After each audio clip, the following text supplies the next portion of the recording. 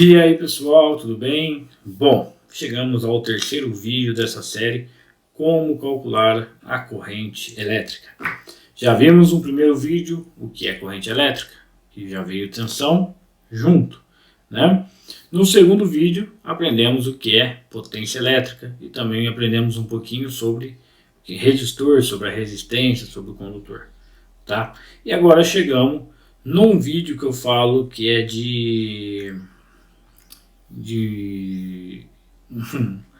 bom, não dá para dimensionar aqui o tamanho da grandeza que é esse vídeo, pois o conhecimento que você vai ter desse vídeo vai mudar totalmente o seu conceito sobre como calcular uma corrente elétrica, tá bom? Bom, corrente elétrica vai precisar ter esse carinha, o FP, fator de potência. Você já deve ter ouvido em algum instante da sua área como eletricista, no momento ali, ou no momento que você chegou a ter um estudo sobre eletricidade e também viu em alguns vídeos a questão disso. Bom, vamos falar um pouquinho sobre o fator de potência. Óbvio que a gente vai dar com mais detalhes, porque é um item agora importante. O que vai predominar é esse cosseno de φ, que é o que manda na parada, tá? Vamos lá. A gente acabou de falar no segundo vídeo dessa série sobre o que é potência elétrica. Sabemos então que a relação entre a tensão e a corrente elétrica é o resultado da potência com efeito ou ação. Resumido, o que é potência elétrica? É o produto ali, né, da corrente de tensão e que resulta na potência como efeito ou ação. E que foi aplicada a fórmula P igual a V vezes I. Então temos potência é igual a tensão vezes a corrente, tá? Mas essa expressão somente é válida para circuitos de corrente contínua, isso mesmo, ou para corrente alternada monofásica, com carga o quê? Resistiva. Tá, mas o que é carga resistiva? Vamos aprender ainda, calma aí. Isso é lâmpada incandescente, ferro elétrico, chuveiro elétrico, etc. Pronto. Isso são cargas resistivas. Daqui a pouco vocês vão entender o que é realmente uma carga resistiva. Então, já caiu por terra aqui o cálculo de corrente elétrica com essa fórmula, P igual a V vezes I. E vamos entender os motivos. Já que temos um circuito que possui motores elétricos ou equipamentos com enrolamento, já não podemos associar da maneira do anterior, né? A maneira anterior. Pelo motivo que agora precisamos aplicar a correção chamada fator de potência. Vamos entender daqui a pouco com um exemplo simples que eu vou te dar. Quando temos um circuito com motores ou equipamentos com enrolamento, chamamos-o de potência reativa. Apareceu aí agora mais uma potência, e eu confesso para você que existe o quê? Três potências. Quem elas? A potência ativa, que é a que produz o trabalho. A potência reativa, que é a troca entre o gerador e a carga devido aos elementos indutivos e capacitivos, que vamos falar ainda desses dois. E a potência aparente, que é a soma vetorial das duas potências. Aonde que chegamos, né, a esse triângulo que vocês estão vendo ali. Esse triângulo é o triângulo da potência. E através desse triângulo da potência a gente consegue calcular o fator de potência. Tá, mas o que são essas três potências? P, Q e N. Nesse caso, essa P, Q e N é para questões de cálculos vetoriais, questões matemáticas. Aqui eu vou resumir para vocês. Potência ativa, que é o P. Potência reativa, que é o Q. Potência aparente, que é o N. Tá, mas o que interessa para mim agora é o quê? As unidades de medidas. Se você tem em mente isso, você vai ficar tranquilo em questão de entender o que é potência ativa, o que é potência reativa e o que é potência aparente. Um item importantíssimo é chegar nesse resultado, potência aparente, no kVA, ou kV-ampere. Tá? Por quê? Tá vendo esse exemplo aí do copo de chopp? Isso mesmo. Vocês estão vendo que o kW, que seria o kW, é a parte ali do chopp. O kVAR, né, que seria kV ampere reativo, é a parte da espuma. E somando os dois, é o kVA, que é a potência aparente. Bom, então o que é a potência ativa? A potência ativa, eu fui lá e liguei meu equipamento e ele funcionou. O funcionamento do meu equipamento, ele é a potência ativa. Ele é a potência de realmente, a real de trabalho. A potência reativa podemos falar que é com a questão da conversão, temos as perdas. Tá, mas o que é potência aparente? Potência aparente é a soma de tudo. Então, um exemplo simples que eu comentei, que eu vou aplicar agora. Você imaginar agora, eu fui ligar lá minha furadeira e ela fala que é de 1.300 watts. Tá, então eu tenho em mente que eu preciso de 1.300 watts ali para ela funcionar. Então seria a potência ativa, que eu preciso de 1.300 watts para que ela possa ligar e funcionar. Tá, até aí tranquilo. Mas que tem a ver com as outras questões? Eu preciso calcular o meu fator de potência para que eu possa entender qual que vai ser o meu valor em kVA. Porque a rede, a alimentação da rede vai estar mandando para a minha furadeira não só os 1.300 watts. Ela vai estar mandando os 1.300 watts mais o fator de correção, o fator de potência. Porque imagina só, eu coloco um cabo X, que é para atender aquela potência, na verdade vai ultrapassar, porque nesse meio caminho vai ter as perdas. E essas perdas aí vai somar junto com a carga e esse condutor às vezes não vai suportar. A proteção não vai conseguir suportar. E às vezes pode estar o cabo bem dimensionado, mas a proteção errada. Às vezes pode estar o disjuntor bem dimensionado, mas o cabo errado. Às vezes pode estar tudo dimensionado corretamente, mas só esqueceu do fator de potência. Aí vai dar tudo errado. Tá? Então, a potência ativa é a de trabalho. A potência reativa é as perdas. A potência aparente é a soma das duas. Então, o que a rede vai mandar para esse meu equipamento é a potência aparente. O que o meu equipamento vai precisar para trabalhar é a potência ativa. Perfeito? Entendeu até agora? Então, essas letrinhas precisam estar na sua cabeça. Essas unidades de medida precisam estar na sua mente. Para a gente continuar, vamos falar então dos circuitos resistivo, indutivo e capacitivo. Por quê?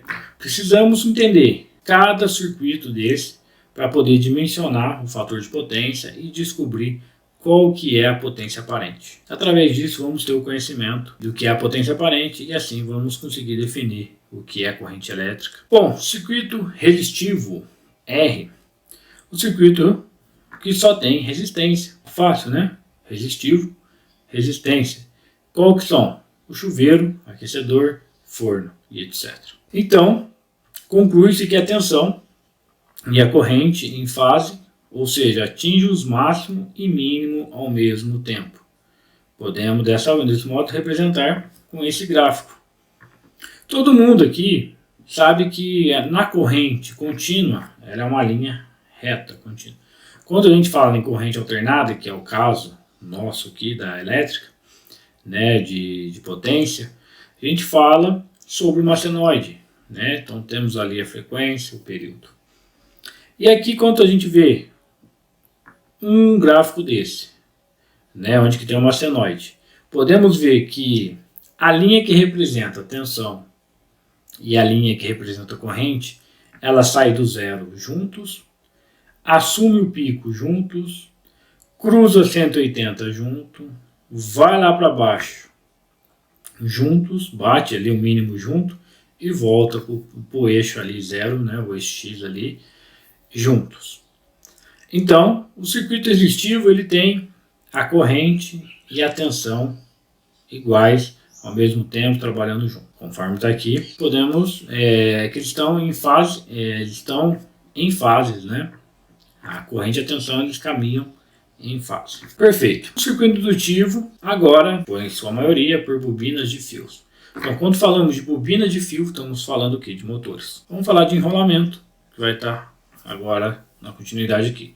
O funcionamento se dá em armazenar a energia gerada em sua bobina através da corrente que passa em seus fios. Ou seja, a corrente que passa induz um campo magnético na bobina e a energia gerada é armazenada. Dessa forma, o circuito indutivo funciona atrasando a corrente em relação à tensão. Se no circuito resistivo a tensão e a corrente caminhavam juntas, elas saíam no ponto zero juntas, batia no máximo juntas, passavam pelo ponto, de novo pelo eixo 180 graus juntos, batiam o mínimo juntos. Agora no indutivo o que acontece? A corrente ela está atrasada 90 graus em relação à tensão. A tensão vai passar no eixo ali T, que é o eixo de tempo, em 90 graus. A corrente vai passar 90 graus depois no eixo 180. Então ela tem uma defasagem de 90 graus. Tá? Então o circuito indutivo ela atrasa a corrente. Vamos agora para o circuito capacitivo. E por fim, o circuito capacitivo, circuito que possui a presença de capacitores. Todo mundo conhece como capacitor ou não? Então vai um texto explicando. Um capacitor nada mais é que um componente eletrônico que possui a propriedade de carregar e descarregar rapidamente. E são comuns, né, utilizados em conjuntos de indutores para estabilizar um sistema. Opa, indutor acabamos de falar. E agora estamos falando de capacitor. E é utilizado nesse circuito de indutores, vamos entender o porquê, né? Com isso, um circuito pode ser considerado capacitivo, quando a tensão fica defasada em relação à corrente em 90 graus, ou seja, a corrente fica adiantada da tensão. Então, com o gráfico aqui vocês podem ver o quê? Que a corrente agora, né, ela está à frente da tensão.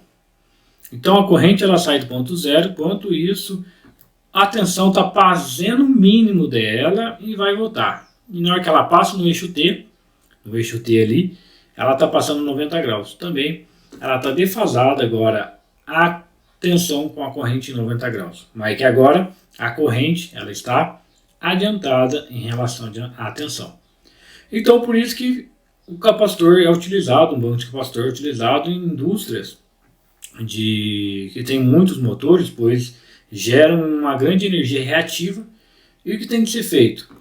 Tem que ser feita uma correção. Essa correção é feita o quê? Através do capacitor, para que as correntes elas possam chegar próximo a um circuito resistivo.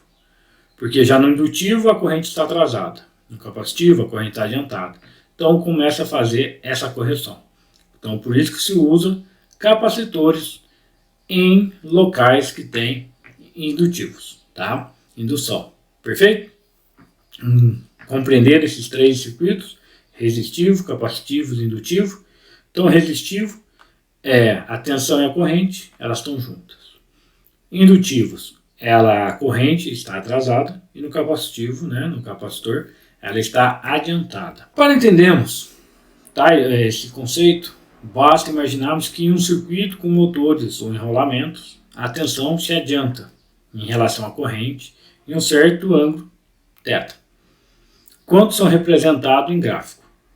Esses são os resultados indutivos, onde a tensão está sempre avançado em relação ao I. Está vendo ali que forma um ângulo? Está vendo? Forma um pequeno ângulo ali naquela defasagem, né? Aquele ponto que pegou no máximo com a corrente. Essa defasagem que vai nos ajudar a calcular a corrente ao fator de potência. Então aqui podemos chegar, já que o ângulo entre a defasagem entre a tensão e a corrente é o que chamamos então de fator de potência. Esse é o fator de correção, porque no circuito de corrente alternada temos as correntes em senoide, a tensão em senoide, e isso acontece de gerar um certo diferença entre a carga tensão e a carga em corrente, porque vai depender também do equipamento, se ele é indutivo, se ele é capacitivo ou se ele é resistivo, tá? Então, aqui, já que a expressão e vimos lá atrás, no circuito monofásico corrente era P igual a V vezes I, agora a gente vai utilizar dessa fórmula, mas a gente vai multiplicar o fator de correção, que é quem? Nosso fator de potência. E a unidade de medida nada mais é que a nossa potência aparente. Então, é o nosso volt ampere. Perfeito? Então, agora, num circuito monofásico, independente se for fase neutro ou fase-fase, vamos ter a aplicação do fator de potência nessa fórmula. P igual a V vezes I vezes o fator de correção. Olha, já chegamos até na fórmula. Vocês conseguiram compreender desde o primeiro vídeo o que é tensão, corrente, potência, e chegamos agora no item importante que eu falei, que não tem nem como descrever o conhecimento que tem que ter nesse cara, no fator de potência, porque é aplicando ele que a gente consegue chegar na potência aparente e dessa potência aparente dimensionar. Mas calma aí, estamos falando do circuito monofásico, vamos falar também do circuito trifásico, pois temos hoje circuitos monofásicos, que é tanto fase neutro quanto fase-fase, e também temos o circuito trifásico, as 3 fases.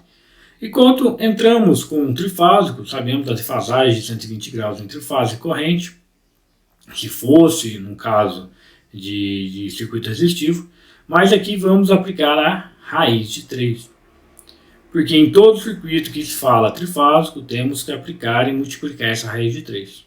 Tá? Em qualquer lugar que a gente for dimensionar algo, a aplicação da nossa raiz de 3. Então, como fica a nossa fórmula? P igual a V vezes I. Vai ficar agora P é igual a raiz de 3 vezes V, tensão, vezes I, corrente, vezes o fator de potência. E qual que vai ser a nossa unidade de medida? Volt por ampere, a mesma coisa. Vamos chegar à nossa potência aparente através de um circuito trifásico. Ficou fácil, pessoal? Então, peço para você que agora você nunca esqueça dessas 2 fórmulas. Pois através dessas fórmulas que vocês vão dimensionar o que é corrente elétrica. Tá? E é dessa forma que você vai dimensionar um condutor, é dessa forma que você vai dimensionar o que é um disjuntor, uma proteção. Tá? Mas calma que para condutor, para proteção, tem outras regrinhas para aplicarem junto. Essa nós estamos vendo apenas do cálculo da corrente. Tá? Então, no circuito trifásico, vamos aplicar a raiz de 3. Não muda muito no monofásico. No monofásico não tem. E no trifásico, raiz de 3. Importante deixar isso, porque às vezes vai calcular a corrente e esquece a raiz de 3 no circuito trifásico e dá errado. Tá? Bom, os valores do fator de potência, FP, normalmente vocês vão ver, ela varia de 0 a 1. Ou em termos de percentual, de 0 a 100%.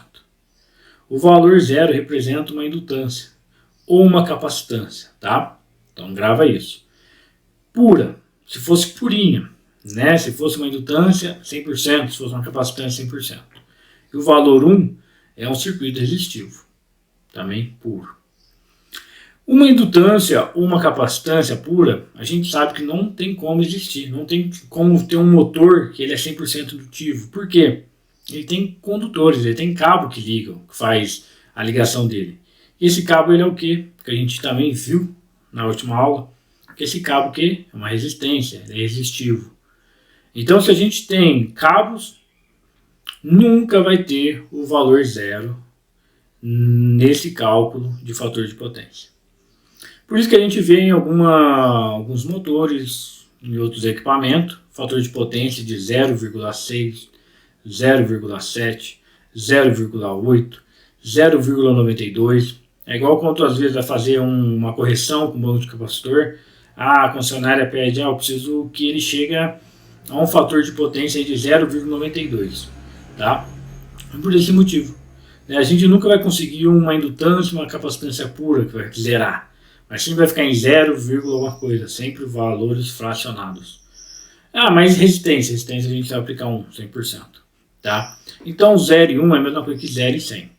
Se eu tiver ali, eu vou dar exemplos também, né? Vamos fazer exercício juntos, para vocês poderem fixar tudo isso que eu estou ensinando para vocês na teoria, porque a teoria é sempre importante você ter. tá? Do que além da prática, você tem que ter esse conhecimento na teoria, tá? Você tem que ter base. E esses 3 vídeos aqui que vocês estão vendo já é um curso de elétrica já avançado. É óbvio que curso, dependendo aí, pode ter mais detalhe, mas já é um resumão de um curso aí de você sair na frente dos teus concorrentes, tá? Então, mas voltando aqui, se eu tiver lá 80% de fator de potência, na hora de eu multiplicar, eu não vou colocar 80%, eu vou o quê?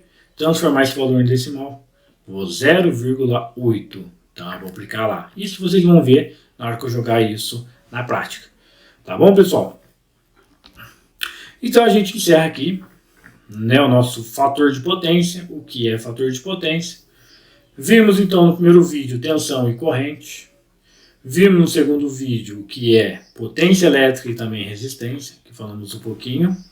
E chegamos no nosso terceiro vídeo da série. Lembra que eu falei lá no primeiro, que eu não sei quantos vídeos pode ter. Pode ser que eu fique no 1, no 2, no 3, no 4, no 5, não sei. Pode ser que aumente mais ainda, se ver mais algum detalhe eu colocar aqui. Mas, por enquanto, a gente está elaborando, gravando e encaminhando para você aqui o conhecimento, tá? E vamos lá.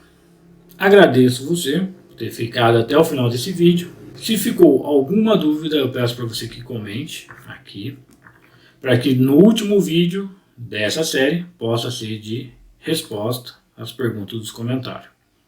E se você gostou, peço para você que deixe o like, se inscreva se você ainda não é inscrito e compartilhe conhecimento para o próximo, tá? Não pense que você está passando um conhecimento para um concorrente, mas sim o que você vai aplicar desse conhecimento, tá? Então é isso que eu peço para você. Compartilhe, se inscreva e curte e continue seguindo aqui nos nossos canais, pois aqui você vai aprender muito sobre elétrica. E eu espero vocês no próximo vídeo dessa série, como calcular a corrente elétrica. Tchau, pessoal, um forte abraço, fiquem com Deus.